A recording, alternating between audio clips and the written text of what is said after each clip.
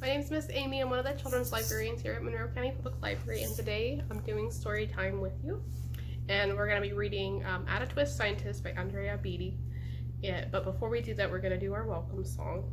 So we got to loosen our shoulders a little bit. Can you loosen your shoulders?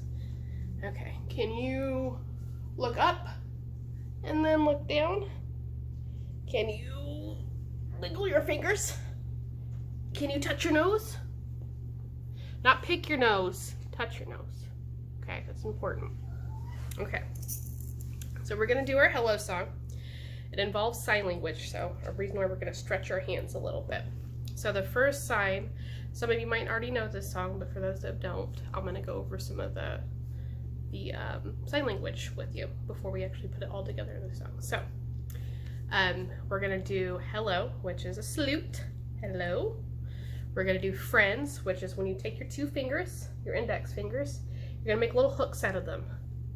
So, arr, like that, and you're gonna link them together.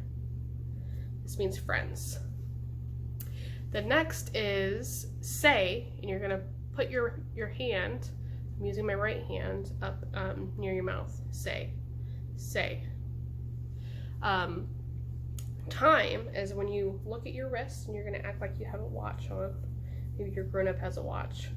You're gonna act like you have a watch and you're just gonna point to your wrist. So again, this is hello, friends, and then say, and time. Okay? So we're gonna put that all together in a song. Okay? So my voice, I'm not a professional singer, as you guys are gonna figure it out here in just a few seconds. But go ahead and have fun and sing along with me. You ready? Hello, friends. Hello, friends. Hello, friends. It's time to say hello. All right, we're gonna do them one more time. All right, ready? Hello, friends. Hello, friends.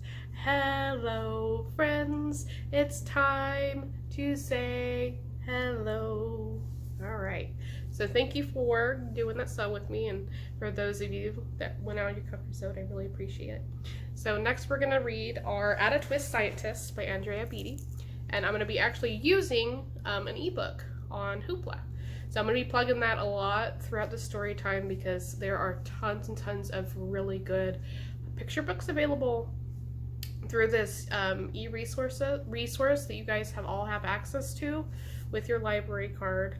So it's a way for the library to come to you without you actually having to go to the Holtz pickup area. So we'll jump right into that story.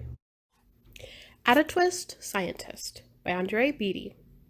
Illustrated by David Roberts.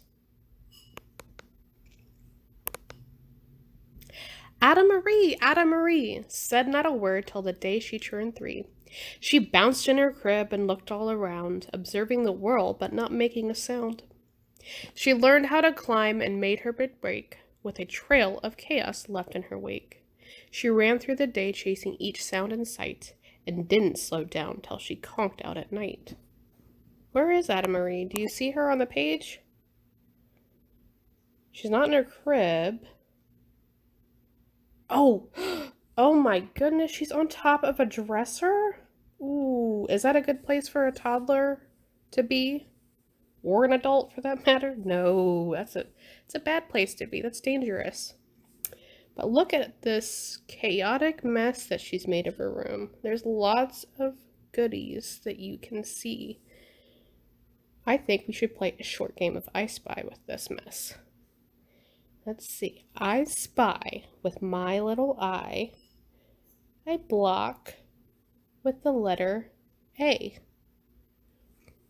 Do you see the block with the letter A? Yeah. It's right there. All right. I'm going to do something that was too easy. I'm going to give you something even harder, because this is a trick question. Or a trick riddle. A riddle? Trick riddle? I don't know. I spy with my little eye the letter L. Can you find the letter L in the picture? Yeah, there's one L, a block. There's the other, right there. Do you see another L? On the crib. That was hard. That was a little bit harder. It was very, very tricky. Her parents were frazzled but tried not to freak, as Ada grew bigger and still did not speak. Clearly young Ada was lots in her head, would have something to say when it ought to be said. Looks like she's playing with numbers. I think we should count the numbers out. We'll start with 1 and then we'll work all the way up to the highest number on the page. All right, so just tap where you see 1. Ready? 1, 2, 3, 4. Where's 5?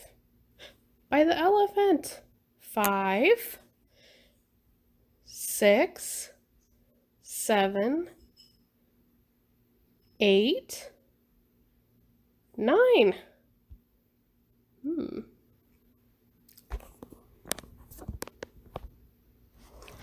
That's just what happened when Ada turned 3. She tore through the house on a fact-finding spree. She climbed up the clock just as high as she could. Her parents yelled, "Stop!" as all good parents would. Ada's chin quivered, but she did not cry. She took a deep breath, and she simply asked, "Why?" Why does it tick, and why does it talk? Why don't we call it a granddaughter clock? Why are there pointy things stuck to a rose? Why are there hairs up inside your nose? She started with why, then what, how, and when. By bedtime she came back to why once again.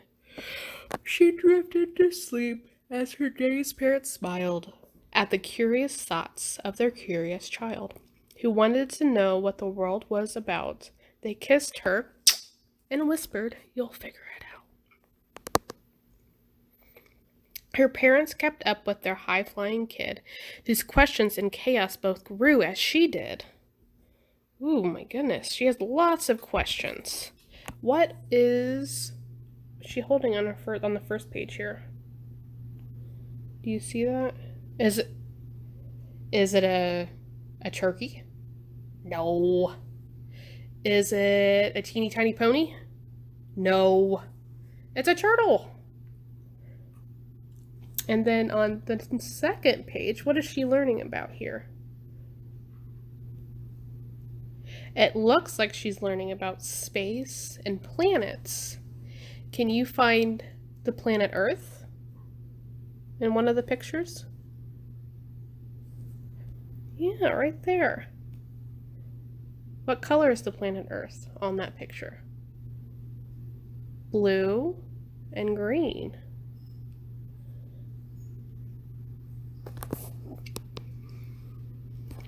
Even Miss Greer found her hands were quite full when young Ada's chaos wreaked havoc at school.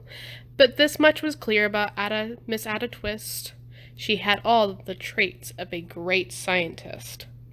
The kids look pretty happy in this picture. What about the teacher? Does the teacher look happy? She doesn't look mad. She doesn't look unhappy. She just looks very surprised by the explosions. Ada was busy that first day of spring, testing the sounds that make mockingbirds sing, when a horrible stench whacked her right in the nose. Ooh, a pungent aroma that curled her toes. "Zowie!" said Ada, which got her to thinking, what is the source of that terrible stinking? How does a nose know where there's something to smell, and does it still stink if there's no nose to tell? She rattled off questions and tapped her chin. She'd start at the start, where she ought to begin. A mystery, a riddle, a puzzle, a quest.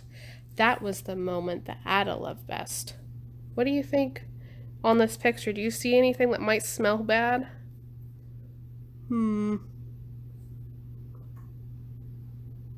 Maybe her breath. I don't know. But I think I see something on the picture that might be a bad odor. Stinky feet. I think it might be your brother's feet. I'm not sure though. Ada did research to learn all she could of smelling and smells, both as stinky and good. One hypothesis Ada thought could be true. The terrible stink came from Dad's cabbage stew. She tested and tested, but soon Ada knew it was time to come up with hypothesis 2. Oh my goodness. She's smelling some very slimy looking things. What are good smells? What smells do you like? I like fresh baked bread. I love clean laundry when it's warm from the dryer. What are some smells that you like? Ooh, that's a good one. What about smells you don't like? I think I don't like farts. Farts are pretty smelly. I've not smelled a fart that smells good, so that's probably one of my top up there, stinkiness. Especially my cat, Gaston, farts. He smells pretty bad.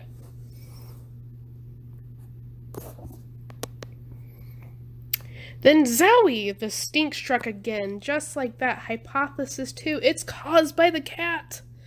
That cat couldn't make such a stink on its own. It needed perfume and some fancy cologne. So young Ada tested. The test was a flop. She started again, but her parents yelled, "Stop!" What is Miss Ada doing? Is she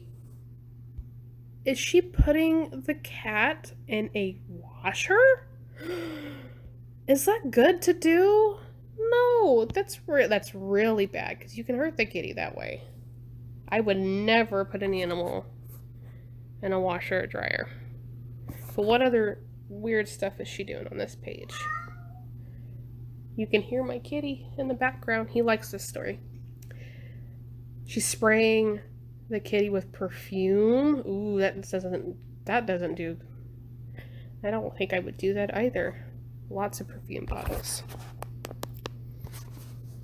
Ada Marie, to the thinking chair now, by the time we count 3. Enough, said her mother. That's it, said her dad. Her parents were frustrated, frazzled, and mad. Why? Ada questioned. Her mother said no. What? Ada queried. Her father said go. You've ruined our supper. You've made the cat stink. Enough with your questions. Now sit there and think. She looked at her parents. Her heart turned to goo. Poor Ada Twist didn't know what to do. She sat all alone by herself in the hall, and Ada once more could say nothing at all. And so Ada sat, and she sat, and she sat, and she thought about science and Stew and the cat, and how our experiments made such a big mess. Does it have to be so? Is that part of success? Our mess is a problem, and while she was thinking, what was the source of that terrible stinking? Ada Marie did what scientists do. She asked a small question, and then she asked 2. And each of those led her to 3 questions more, and some of those questions resulted in 4. As Ada got thinking, she really dug in. She scribbled her questions and tapped on her chin. She started at why, then what, how, and when. At the end of the hall, she reached why once again. What is she drawing on here? I see a cat, and cabbage, and a pot, and I think that's supposed to be perfume from the bottle. And then somebody smelling something stinky, maybe.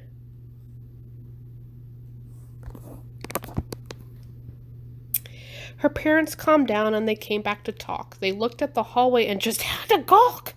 No patch of bare paint could be seen on the wall. The thinking chair now was the great thinking hall.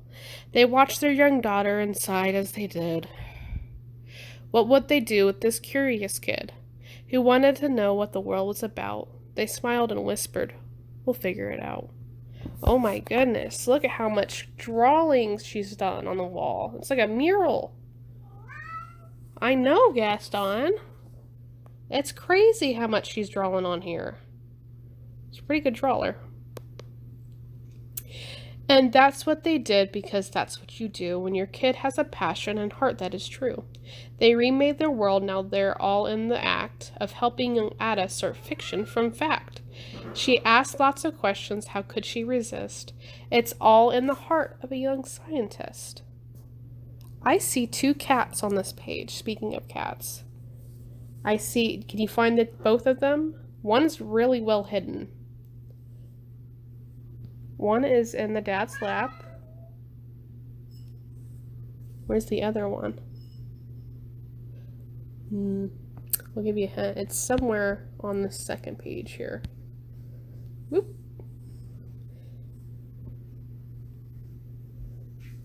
Right there up top with yellow and blue eye. And as for the smell, what can Ada Twist do but learn all she can with her friends in grade 2? Will they discover the stink that curls toes? Well, that is the question, and someday, who knows? What type of things are they smelling in this picture? Let's see. We'll zoom in here. A hot dog. Sometimes that can smell bad, but most of the time I think they smell good. We have stinky cheese. And this looks like tentacles. I don't know. And then a banana peel. That's what's in this one. It looks like an onion, but I think that's garlic, because this next one in here is garlic, or an onion. And then an apple, an orange. Ooh, a flower. That looks kind of like a hydrangea, maybe. Let's see. A Lego brick. Does a Lego brick smell? I don't know. I guess they're going to figure it out. A broken egg. I have no clue what that is, and that is just a reflection of him. And maybe a donut or a bagel.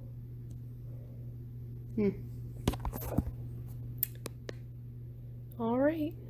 Well, thank you for reading with me. Ada Twist, the Scientist. This is available on Hoopla. As an instant download to read. Ooh, that was a long story. You guys sat through an entire 15-minute story, so I'm gonna give you a round of applause because you did really, really good. I appreciate that. So traditionally, we would do our goodbye song, but which is very similar to our hello song that we did at the beginning. But I found an awesome book that I want to do with you really quickly. It is called Gotta Go Buffalo. So it's a goodbye song in the form of a flap book. So we're gonna read together, all right? This will be your goodbye. Gotta go Buffalo. See you later, alligator. See you soon, big baboon. Gotta go, buffalo. Toodl-oo, kangaroo. What comes next, do you think? Take care. What rhymes with take care? Polar bear. Hit the road. I don't know what this one is. Yellow toad. It reminds me of Henry. Ciao now. What's this one? Brown cow. Can't stay. Blue jay. Wave goodbye. You ready? Butterfly. And the last one. When we part,